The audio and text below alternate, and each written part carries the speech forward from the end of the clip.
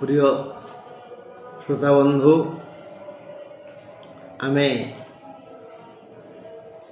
ଆଜି ଶ୍ରୀରାମନବମୀ ଏହି ମହାପର୍ବରେ ମିଳିତ ହୋଇଛେ। ଶ୍ରୀରାମଙ୍କୁ ଆମେ ବିଭିନ୍ନ ପ୍ରଶ୍ନ କରିବା, ତା ଉତ୍ତର ପାଇବା ଓ ଯେପର୍ଯ୍ୟନ୍ତ ଉତ୍ତର ନ ପାଇଥିବା ବାରମ୍ବାର ଜପୁଥିବା ରାମ ରାମାୟ ନମଃ, ରାମ ରାମାୟ ନମଃ, ଯଦି ଓଂ ଲଗାଇବା ଆଉ ଟିକେ ଭଲ ଓଂ ରାମ ରାମାୟ ନମଃ ଜପୁଥିବା, ସେ ନିଶ୍ଚୟ ଆମକୁ ପ୍ରଶ୍ନ କରିବେ ଏବଂ ଆମେ ଆମର ପ୍ରଶ୍ନର ସମାଧାନର ପନ୍ଥା ଖୋଜିବା। ରାମାୟ ରାମଭଦ୍ରାୟ ରାମଚନ୍ଦ୍ରାୟ ବେଧସେ ରଘୁନାଥାୟ ନାଥାୟ ସୀତାୟ ପତୟେ ନମଃ। ତେଣୁ ଆସନ୍ତାକାଲି ପାଇଁ ମାନେ ଶନିବାର ପାଇଁ 28 ତାରିଖ ପାଇଁ ଯୋଜନା କରିବା। ରାମନବମୀରେ ଅଛେ ଦଶମୀ ଶନିବାର 28 ତାରିଖ, ଆମେ ସେ ବିଷୟରେ ଆଲୋଚନା କରିବା ଆଜି। ହେଲେ 28 ତାରିଖ ଶନିବାରରେ ସୂର୍ଯ୍ୟ ଉଦୟ ହେବେ 5ଟା 45 ପରେ। ସୂର୍ଯ୍ୟ ଉଦୟ ହେବେ 5ଟା 45 ପରେ ଆଉ ଅସ୍ତ ହେବେ 5ଟା 48 ପରେ। ଅଶୁଭ ସମୟ ସକାଳ 8ଟା 45ରୁ 10ଟା 17।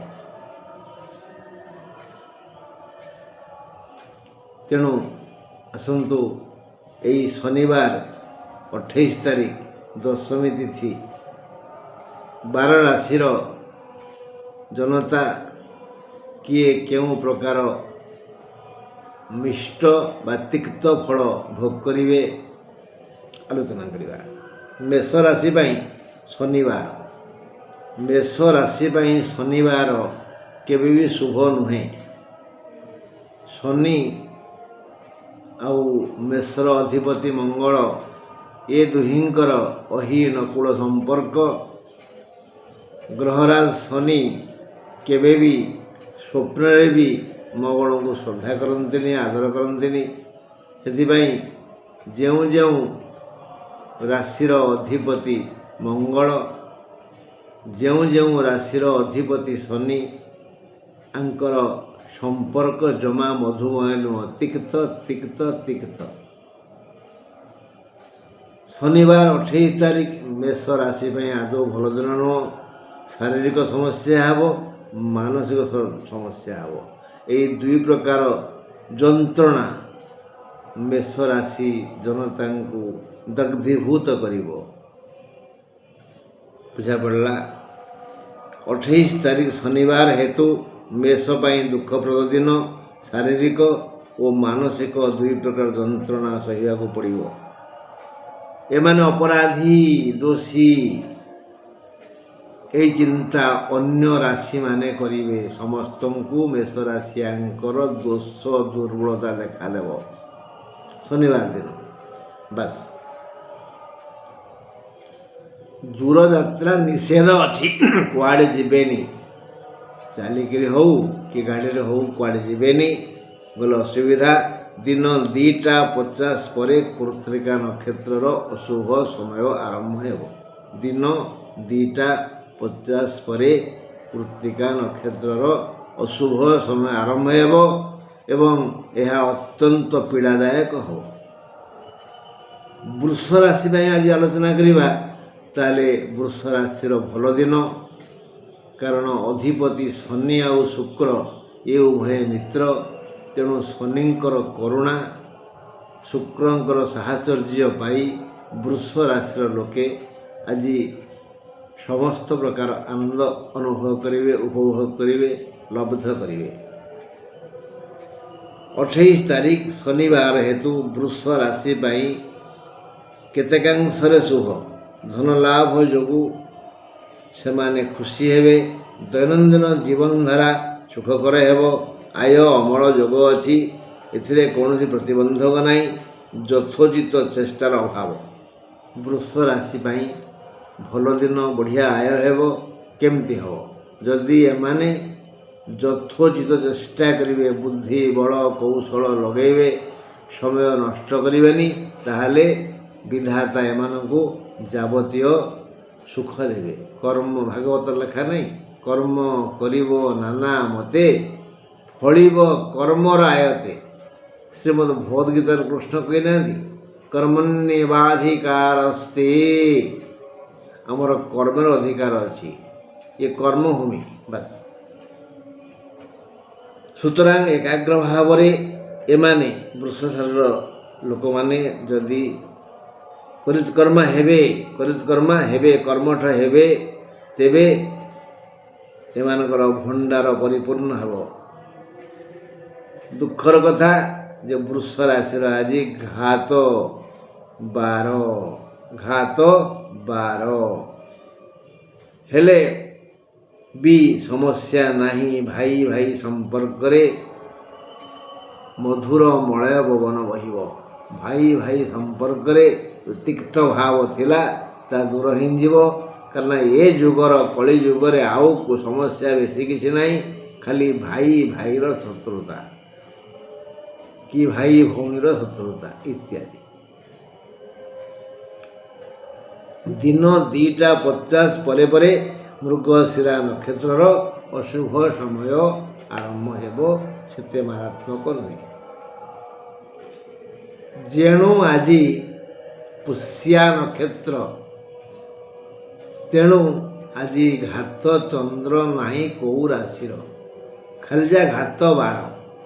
ପୁଷ୍ୟା ନକ୍ଷତ୍ର ଏକ ଶୁଭ ନକ୍ଷତ୍ର, ତେଣୁ ଏ ନକ୍ଷତ୍ରରେ ଚନ୍ଦ୍ରମା ଥିଲେ ଘାତ ଚନ୍ଦ୍ର ଦୋଳି ଦୁର୍ଯୋଗ କାହା ପାଇଁ ଆସେନି। ଘାତ 12 ଯାହା ସେତିକି 12 ଦୃଷ୍ଟିରୁ ଦୋଷଦାୟକ। ମିଥୁନ ରାଶି 28 ତାରିଖ ଶନିବାର ହେତୁ ହେବାକୁ ଥିବା ବହୁ ଦୋଷରୁ ମୁକ୍ତି ମିଳିବ। ଶନିବାର ହେତୁ ମିଥୁନ ରାଶି ପାଇଁ ଯେଉଁ ପ୍ରକାର ସମସ୍ୟା ଆସିବାର ଥିଲା ସେଥିରୁ ମୁକ୍ତି ମିଳିବ। ଧନାଗମ ପୂର୍ବପରି ହେବ। ଦୈନନ୍ଦିନ ଜୀବନଧାରାରେ ବ୍ୟତିକ୍ରମ ହେବ। କୌଣସି ବ୍ୟସ୍ତ ବିବ୍ରତ ହେବାର ଦୁଶ୍ଚିନ୍ତା ମୁଣ୍ଡକୁ ଆସିବ ନାହିଁ। କିନ୍ତୁ ସମୟ ସମୟରେ ଅବ୍ୟକ୍ତ ଚିନ୍ତା କହିହେବନି ସହିହେବନି, ଆଖିରେ ଲୋତକ ରହିହେବନି, ଏମିତି ଏକ ଦୁଶ୍ଚିନ୍ତା ମୁଣ୍ଡକୁ ଆସିବ। ବେଳେବେଳେ, ସବୁବେଳେ ନୁହେଁ, ଆସିବ। ଆଉ ଥରେ ଆସିଗଲେ ସେ ଆଉ ମୁଣ୍ଡରୁ ବାହାରିବନି। ତେଣୁ ଅବ୍ୟକ୍ତ ଚିନ୍ତା ମନକୁ ବିଚଳିତ କରିବ। ସୁତରାଂ ଏକାଗ୍ର ଭାବରେ ଯେତେବେଳେ ଦୁଶ୍ଚିନ୍ତା ଆସିଯିବ, ସ୍ଥିର ହିଁ ବସିଯାଆନ୍ତୁ। ଏକାଗ୍ର ଭାବରେ ବାରମ୍ବାର ଦର୍ପଣ ଦେଖନ୍ତୁ, ବା ଓମ୍ ବା ରାଂ ରାମାୟ ନମଃ ଏ ମନ୍ତ୍ର ଜପନ୍ତୁ। ଏବଂ ଯଦି ଚୁପଚାପ ରହି ନିଜ କାମ କରୁଛନ୍ତି କରନ୍ତୁ, ନିଜ କାହା କଥା ଶୁଣନ୍ତୁନି, କାହାକୁ କିଛି କହନ୍ତୁନି। ଏକାଗ୍ର ଭାବରେ ନିଜ କର୍ମକ୍ଷେତ୍ରରେ କର୍ମରତ ରହନ୍ତୁ, ଆଉ ସମସ୍ୟା ବଦଳିଯିବ। 2ଟା 50 ପରେ ପୁନର୍ବସୁ ନକ୍ଷତ୍ରର ଅଶୁଭ ସମୟ ଆସିବ। 2ଟା 50 ପରେ।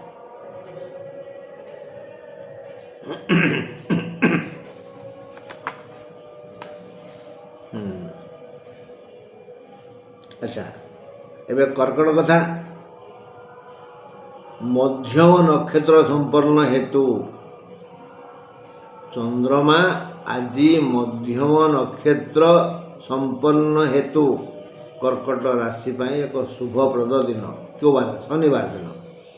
ମଧ୍ୟମ ନକ୍ଷତ୍ର ସମ୍ପନ୍ନ ହେତୁ କର୍କଟ ରାଶିର ଜନଗଣ 28 ତାରିଖ ବିବିଧ କୌଳିକ, ମୌଳିକ, ବାଚିକ, ଶାବ୍ଦିକ, ବୌଦ୍ଧିକ, ଆର୍ଥିକ ଓ ପାରିବାରିକ ସୁଖ ଶାନ୍ତି ପାଇବେ। ପ୍ରଥମେ କ'ଣ ୱାର୍ଡ଼ କହିଲି ମୁଁ? ସେମାନେ ବିବିଧ କୌଳିକ, ଆମେ ଯେଉଁ ବଂଶରେ ଜନ୍ମ ହେଇଛେ, କୌଳିକ, ମୌଳିକ, ସ୍ୱତନ୍ତ୍ର, ସମସ୍ତଙ୍କର ମନ ସ୍ୱତନ୍ତ୍ର, କର୍ମ ସ୍ୱତନ୍ତ୍ର, ଚିନ୍ତା ସ୍ୱତନ୍ତ୍ର। ମୌଳିକ, ବାଚିକ, ଯେଉଁ କଥା କହିବା ସେଥିରେ ମଧ୍ୟ ଅନ୍ୟମାନେ ଖୁସି ହେବେ। ବାଚିକ, ଶାବ୍ଦିକ, ଯେଉଁ ଶବ୍ଦ ପ୍ରୟୋଗ କରିବା ତାହା ଲୋକଙ୍କୁ ଭାରି ଆନନ୍ଦ ଦେବ।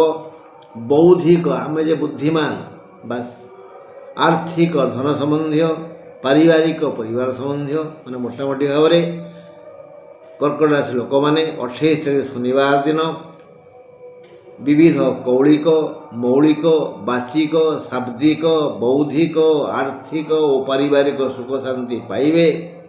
ସ୍ୱାସ୍ଥ୍ୟ ସୁସ୍ଥ ଓ ସୁନ୍ଦର ଦିଶିବ। ଆନନ୍ଦର ପ୍ରବାହ ବହିବ। କର୍ମ ସରସ ସୁନ୍ଦର ହେବ। ଆୟ ଅମଳ ପାଇଁ ସମସ୍ତ ସୁଯୋଗ ଜଳ ଜଳ ହୋଇ ଦିଶିବ। କେବଳ ବୌଦ୍ଧିକ ଓ ମାନସିକ ସଦିଚ୍ଛା ହେଲେ ହେଲା। ସବୁ କାମ କରିବା ପାଇଁ ଈଶ୍ୱର ସୁଯୋଗ ଦେବେ। ଯେଉଁ କାମରୁ ଆମକୁ ଲାଭ ହେବ, ସମ୍ମାନ ମିଳିବ। ହେଲେ ଆମର ଯଦି ସଦିଚ୍ଛା ନାହିଁ, ଆମର ଯଦି ଆଗ୍ରହ ନାହିଁ, ତାହେଲେ ଆମେ ଫଳ ପାଇବା କେଉଁଠୁ? କ'ଣ କହିଲେ?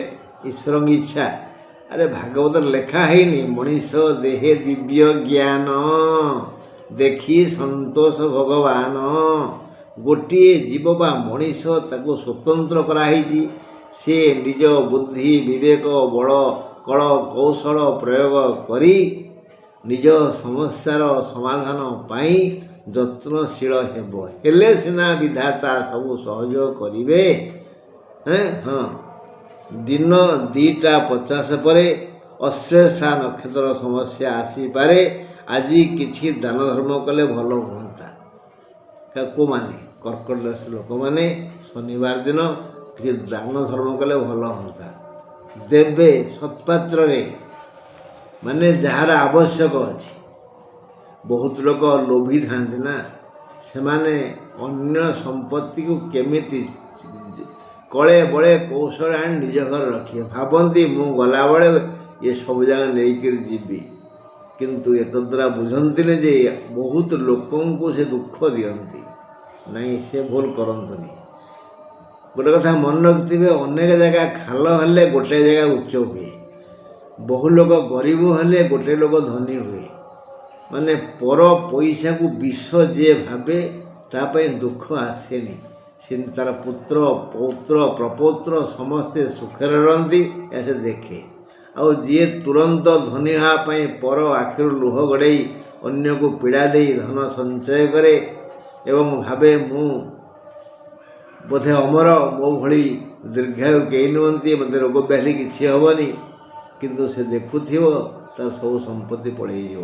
ସାବଧାନ, ଲୋଭ ତ୍ୟାଗ କରନ୍ତୁ। କର୍କଟ ପରେ ଆମେ ଆସିବା ସିଂହ ପାଖକୁ। ବନ୍ଧୁ, ଆମେ କାଲି ଶୁକ୍ରଙ୍କ କଥା ଆଲୋଚନା କରିଥିଲେ, ଅରଗ ସହିତ ଆଲୋଚନା କରିଥିଲେ। ମୁଁ ମଝିରେ କହିଥିଲି ଏବେ ଆମ୍ବ ପ୍ରାୟ ହେଲାଣି।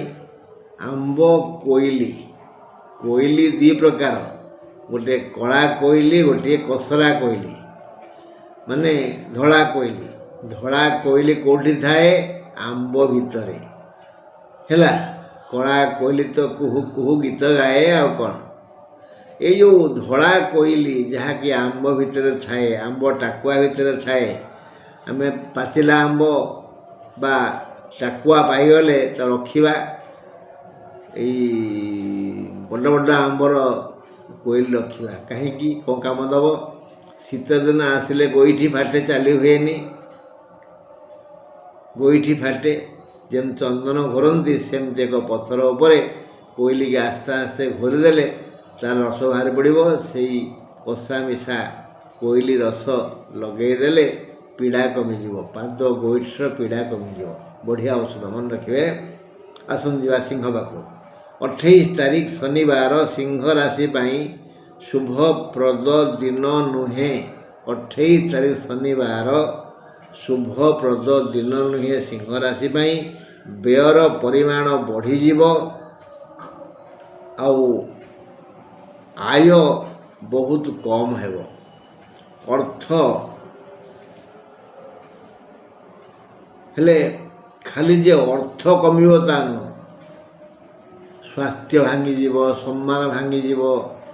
ମାନେ ମୋଟାମୋଟି ସିଂହ ରାଶି ପାଇଁ ଆର୍ଥିକ ମାନସିକ ଶାରୀରିକ ଏହି ସମସ୍ୟା ସବୁ ଆସିବ। କେବଳ ଅର୍ଥ ନୁହେଁ, ସ୍ୱାସ୍ଥ୍ୟ ସମ୍ମାନରେ ହାନି ହୋଇପାରେ, ଅସୁସ୍ଥତା ପୀଡ଼ା ଦେବ, ଦୂରଯାତ୍ରା ନ କଲେ ଭଲ, ଶାନ୍ତି ବ୍ୟାହତ ହେବ। ଦିନ 2:50 ପରଠାରୁ ଉତ୍ତର ଫାଲ୍ଗୁନିର ହାନି ସମୟ ଆସିବ। ଦୈନନ୍ଦିନ ଜୀବନ ଧାରା ବିଶୃଙ୍ଖଳିତ ହେବ। ଆୟ ଅମଳ ଦିଗ ଦୁଷ୍କୁନି। ଆୟ ଅମଳରେ କିଛି ମିଳିବନି, ବ୍ୟୟ ଖର୍ଚ୍ଚ ବିଶେଷ ହେବ ସିଂହ ରାଶି ପାଇଁ। ଶନିବାର ଦିନ ସିଂହ ରାଶିର ଅଧିପତି ରବି, ବାର ହେଲା ଶନି। ରବିଙ୍କୁ ଜମା ଶନି ଭଲ ପାଆନ୍ତିନି, କିନ୍ତୁ ଶନିଙ୍କୁ ରବି ଭଲ ପାଆନ୍ତି। ବାପା ପୁଅକୁ ତ ଭଲ ପାଇବେ, ଏ ସାଧାରଣ କଥା, କିନ୍ତୁ ବହୁତ ଘୋଡ଼ାମୁହାଁ ପୁଅ ବର୍ତ୍ତମାନ ଜନ୍ମ ହୋଇଛନ୍ତି, ଯେଉଁମାନେ ପିତାମାତାଙ୍କୁ ବହୁତ ପୀଡ଼ା ଦେଉଛନ୍ତି। ସେମାନେ ଉଚ୍ଚ ଶିକ୍ଷିତ, ପୁଣି ମୋଟା ଅଙ୍କରେ ଦରମା ପାଉଛନ୍ତି। ଷ୍ଟେଟ୍ ଗଭର୍ଣ୍ଣମେଣ୍ଟ, ସେଣ୍ଟ୍ରାଲ ଗଭର୍ଣ୍ଣମେଣ୍ଟ ଠାରୁ ସେମାନେ ଗୁଡ଼ାଏ ଦରମା ପାଉଛନ୍ତି, କିନ୍ତୁ ପିତା ମାତାଙ୍କର ଯତ୍ନ ନେଉନାହାନ୍ତି। ଭୁଲି ଯାଉଛନ୍ତି ଯେ ସେମାନେ ଦିନେ ବାପା ହେବେ। ଆଉ ଠିକ୍ ଯେଉଁ ବୟସରେ ତାଙ୍କ ବାପା ମା ପହଞ୍ଚିଛନ୍ତି, ସେ ବୟସରେ ସେ ପହଞ୍ଚିଲା ବେଳକୁ ତାଙ୍କ ପିଲାମାନେ ନିଜ ମୁଥକୁ ସାବାଡ଼ କରି ରଖିବେ। ଯାହା ଦେଇଥିବେ ତାର 6 ଗୁଣ ପାଇବେ, ଏଇଟା ଭୁଲି ଯାଉଛନ୍ତି। ଏ ପୃଥିବୀର ଧର୍ମ ସେଇଟା। ଆମେ ଯାହା ଦେବା ତାର 6 ଗୁଣ ପାଇବା, ସାବଧାନ। କନ୍ୟା ରାଶି, ଆଜି ଶନିବାର ସିଂହ ରାଶି ପାଇଁ ଟିକେ ବଡ଼ ବିପଦ ଅଛି। ପଦେ କହିନି, ଆଉ ପଦେ କହିଦେଉଛି। ସିଂହ ରାଶି ପାଇଁ ଆଜି ଗୋଟେ ଆଘାତ ହେଇଯାଇପାରେ କେଉଁଠି, ମାନେ ମେ ବି ଆକ୍ସିଡେଣ୍ଟ, ବି କେୟାରଫୁଲ୍, ଧକ୍କା ହେଇଯାଇପାରେ, ସାବଧାନ ରୁହନ୍ତୁ ସିଂହ ରାଶି। କନ୍ୟା ରାଶି, 28 ତାରିଖ ଶନିବାର, କନ୍ୟା ରାଶି ପାଇଁ ଏକ ଶୁଭ ଦିନ। ଆୟ ଅମଳରେ ବାଧା ନାହିଁ। ଧନ ଆସିବ, ତେଣୁ ଏଇ ଧନକୁ ଆସିବାର ଦିନ। ଯିଏ ଯେଉଁ ବୃତ୍ତି ଅଧୀନ ଅଛନ୍ତି ତାକୁ ଦୁହାଳିଆ ଗାଈ କରିଦିଅନ୍ତୁ ନା। ଗାଈ ମୁହଁରେ ପା କ୍ଷୀର, ଏଇ ନ୍ୟାୟରେ ଯଥୋଚିତ ବୁଦ୍ଧି, ଜ୍ଞାନ ଓ ଶ୍ରମ ରୂପକ ଘାସ ଦିଅନ୍ତୁ ସେ ଗାଈକି। ଆମ କର୍ମକ୍ଷେତ୍ର ଗୋଟେ ଗାଈ, ସେ ଖାଇବ ଘାସ। କି ଘାସ ଖାଇବ? ଆମର ବୁଦ୍ଧି, ବିବେକ, ଜ୍ଞାନ, କଳ, କୌଶଳ, ଶ୍ରମ, ଏଇ ଘାସ ଖାଇବ ସେ ଗାଈ। ତେଣୁ ଆମକୁ କ୍ଷୀର ଦେବ। କି କ୍ଷୀର? ନା ଅର୍ଥ ରୂପକ କ୍ଷୀର ଦେବ। କେଉଁ ଘାସ ଖାଇବ ତ କହିଲି। ତେଣୁ ନିଜ କର୍ମକ୍ଷେତ୍ରକୁ ଏକ ଦୁହାଳିଆ ଗାଈ ଭାବନ୍ତୁ। ଗାଈ ମୁହଁରେ କ୍ଷୀର, ତାକୁ ଏଇ ଘାସ ଦିଅନ୍ତୁ, ସେ ଆପଣଙ୍କୁ ଧନ ରୂପକ କ୍ଷୀର ଅଜାଡ଼ି ଦେବ। ସୁତରାଂ ବୁଦ୍ଧିମାନ ଲୋକ ଏ କଥାକୁ ଠିକ୍ ବୁଝିବେ। ତେଣୁ ସେମାନେ ନିଶ୍ଚିତ ଭାବରେ ଅଧିକ ପରିଶ୍ରମ କରିବେ। ଦେଖିବେ ସେମାନଙ୍କର ଦେହ ମୁଣ୍ଡ ଠିକ୍ଠାକ୍ ରହିବ। ସମସ୍ୟା କିଛି ନାହିଁ, ଶାରୀରିକ ସମସ୍ୟା ନାହିଁ, ମାନସିକ ସମସ୍ୟା ନାହିଁ, ଆର୍ଥିକ ସମସ୍ୟା ନାହିଁ।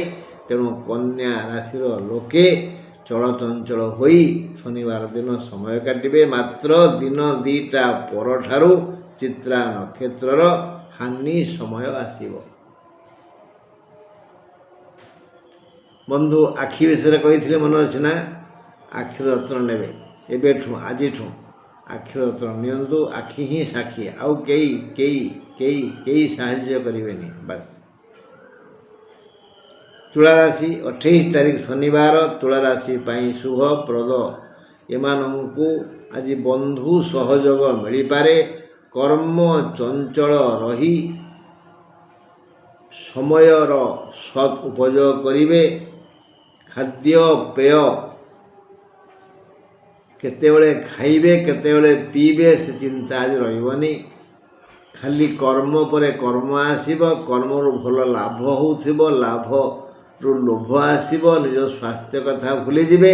ତେଣୁ ଖାଦ୍ୟ ପେୟ କଥା ମଧ୍ୟ ଭୁଲିଯିବେ। ଆଜି ଏତେ କର୍ମ ଚଞ୍ଚଳ ରହିବେ ତୁଳାରାଶି ଲୋକମାନେ। ଆୟ ଅମଳ ବଢ଼ିଯାଇପାରେ। ଯଦି ସମୁଚିତ କର୍ମ କରାଯାଏ ତେବେ ସମସ୍ୟା ନାହିଁ। ଦୈନନ୍ଦିନ ବୃତ୍ତିଧାରୀଙ୍କର ବୃତ୍ତିର ବିକାଶ ହେବ। କୌଣସି ପ୍ରକାର ସମସ୍ୟା ନାହିଁ।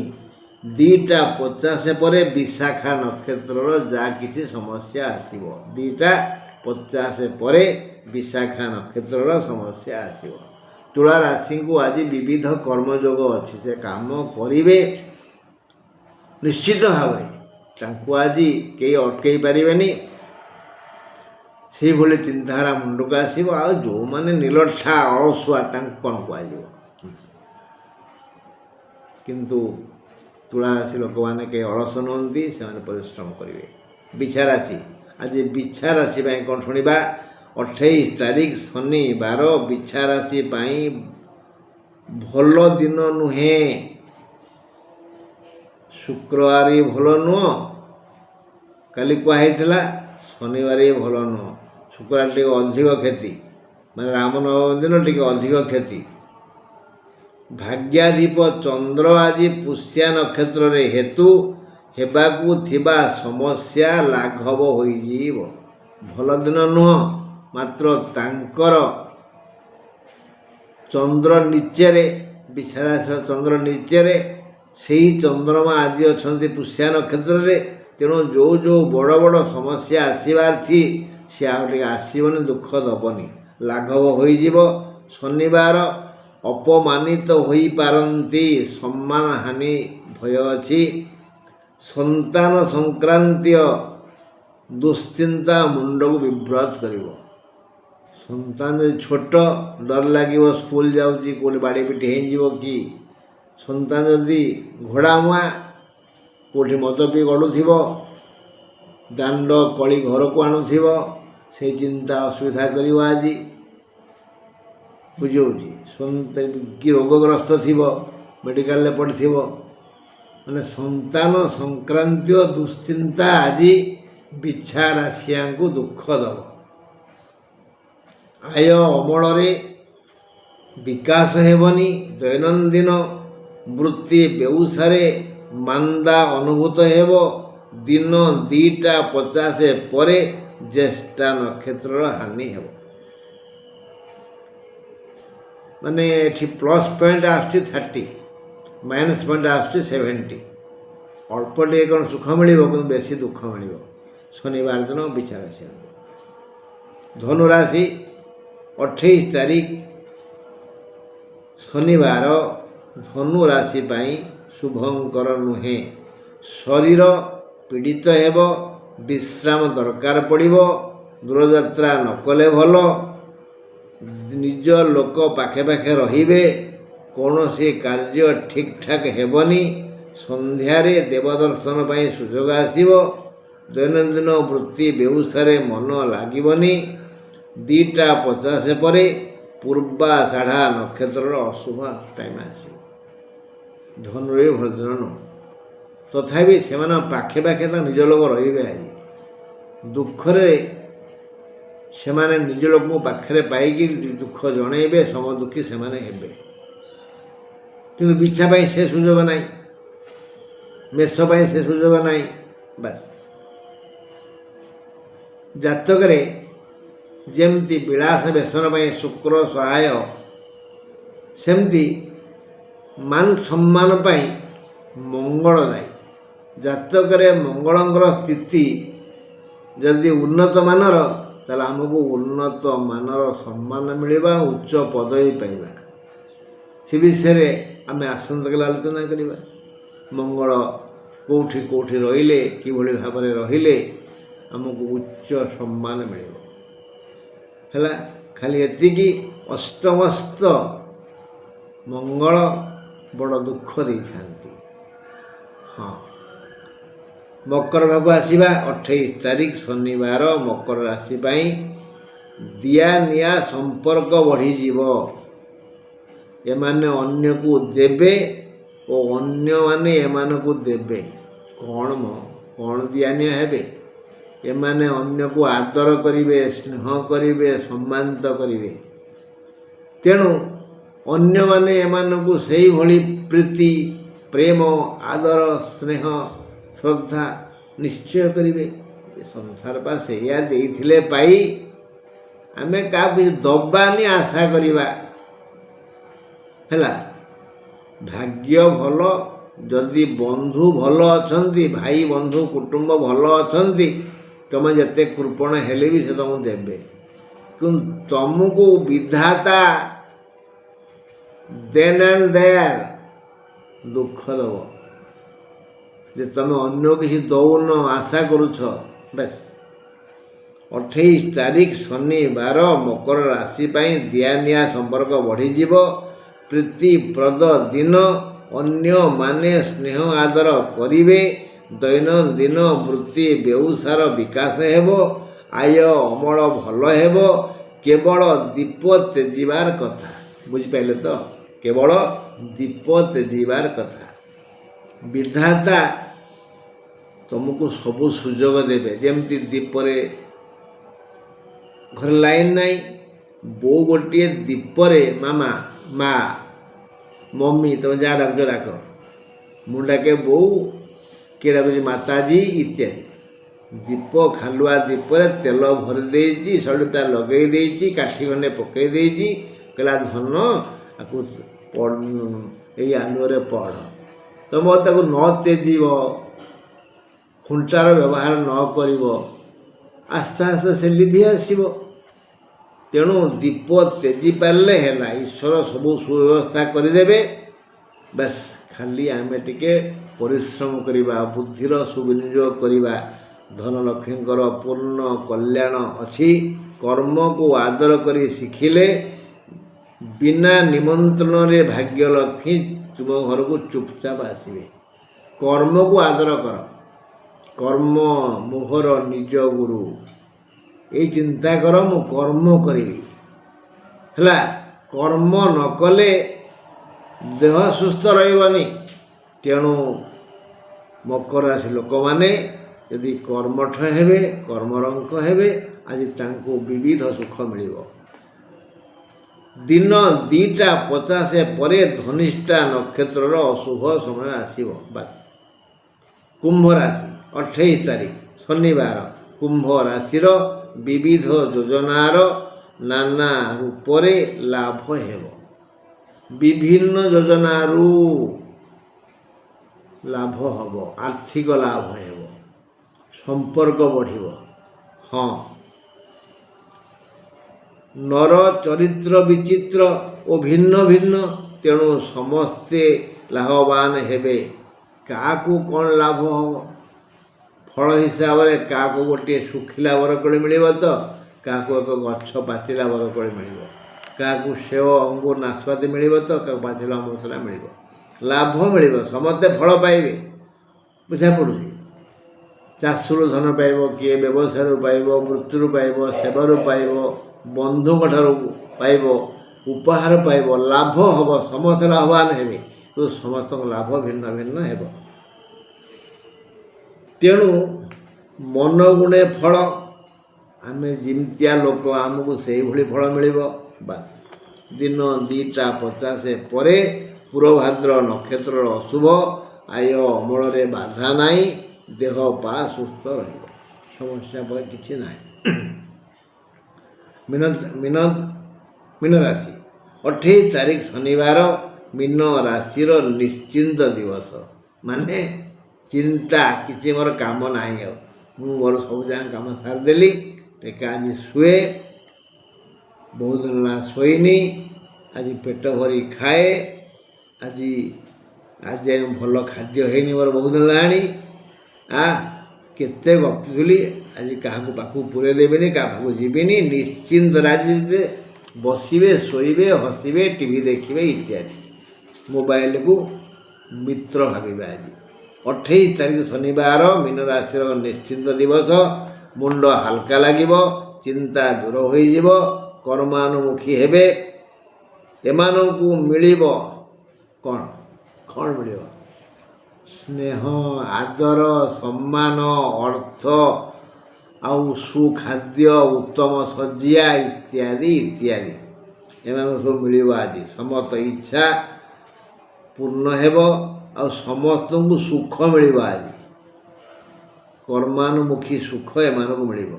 କର୍ମାନୁମୁଖୀ ସୁଖ, ଯେମିତି ଯିଏ କର୍ମ କରୁଛି ତାକୁ ସେଇଭଳି ସୁଖ ମିଳିବ। କିଏ କେଉଁଥିରେ ସୁଖୀ ହେବ ସେ କଥା ବିଧାତା ଜାଣନ୍ତି। ସୁଖ ମିଳିବ, ଦିନଟି ଆନନ୍ଦରେ ଯିବ, ଦୈନନ୍ଦିନ ଧାରା ଠିକ୍ଠାକ୍ ରହିବ, ଦେହ ମୁଣ୍ଡ ସୁସ୍ଥ ରହିବ। ମାତ୍ର ଦିନ 2:50 ପରେ କାର ରେବତୀ ନକ୍ଷତ୍ରର ଅଶୁଭ ହୋଇପାରେ। ବୃତ୍ତି ବ୍ୟବସାୟ ସେବାରୁ ଭଲ ଆୟ ହେବ। ବନ୍ଧୁ, ଆମେ ଜାଣିଲେ କେତେବେଳେ ସୂର୍ଯ୍ୟ ଉଦୟ ହେବେ, କେତେବେଳେ ସୂର୍ଯ୍ୟ ଅସ୍ତ ହେବେ। ସୂର୍ଯ୍ୟ ଉଦୟ ହେଉଛି 5:45 ପରେ, ସୂର୍ଯ୍ୟ ଅସ୍ତ 5:58 ପରେ, ଅଶୁଭ ସମୟ 8:45ରୁ 10:17 ଦିନ। ଆମେ ନିଜ ପାଇଁ ଚିନ୍ତା କରିବା ଯେତିକି, ଯଦି ପର ପାଇଁ ଚିନ୍ତା କରିବା ଟିକେ ଅଧିକ, ତାହେଲେ ଆମ ପାଇଁ ମଧ୍ୟ କେହି ଚିନ୍ତା କରିବେ। କିନ୍ତୁ କେବେ କାହାର ଅମଙ୍ଗଳ ଚିନ୍ତା କରନ୍ତୁନି। ସବୁବେଳେ କହୁଛି କହିବି, ଯେ ପାଞ୍ଚେ ପର ମନ୍ଦ ତା ମନ୍ଦ ଚିନ୍ତନ୍ତି ଗୋବିନ୍ଦ। এই ଗୋବିନ୍ଦଙ୍କୁ ନେଇ କାଲି ଆଲୋଚନା କରିବା। ଆମେ ଭଙ୍ଗା ଠାକୁରଙ୍କୁ ପୂଜା କରିବା କି ନାହିଁ। ଭଙ୍ଗା ମୂର୍ତ୍ତି କୌଣସି କାରଣରୁ ଆମ ହାତରୁ ସେ ମାଟି ମୂର୍ତ୍ତି ବା କାଠ ମୂର୍ତ୍ତି ଖସିଗଲା, ଆଉ ସେ ମୂର୍ତ୍ତିର କିଛି ଅଂଶ ଭାଙ୍ଗିଗଲା, ଖଣ୍ଡିଆ ହେଇଗଲା, ଆମେ ସେ ମୂର୍ତ୍ତି ପୂଜା କରିବା କି ନାହିଁ। ବହୁ ଲୋକ କହନ୍ତି, ଶତକଡ଼ା 99% ଲୋକ କହନ୍ତି, ରେ ଆଉ ଭୁଲ କାମ କହନା, ଭଙ୍ଗା ମୂର୍ତ୍ତିକୁ ପୂଜା କଲେ ଭାରି ବିପଦ, ଘରୁ ଅଶାନ୍ତି, ଘରେ ଅଶାନ୍ତ ଗ୍ରହ ପଶିଯିବ। ଏ ବିଷୟରେ ଆମେ ପୁଙ୍ଖାନୁପୁଙ୍ଖ କରିବା। ବଡ଼ ବଡ଼ ଜ୍ଞାନୀ ଯିଏ ଅଛନ୍ତି, ସହରରେ ଜଣେ ଜ୍ଞାନୀ ଅଛନ୍ତି ନା, ସେମାନେ କ'ଣ ମତାମତ ଦେଇଛନ୍ତି, ମୁଁ ତାଙ୍କର ଉଦାହରଣ ଦେଇ ଆପଣମାନଙ୍କୁ କହିବି କାଲି, ଯେ କାଲି ମନେ ପକାଇଦେବେ। ରହିଲି, ନମସ୍କାର। ଈଶ୍ୱର ଚାହିଁଲେ ଏସବୁ ଯୋଜନା କାଲି ସଫଳ ହେବ। ରହିଲି।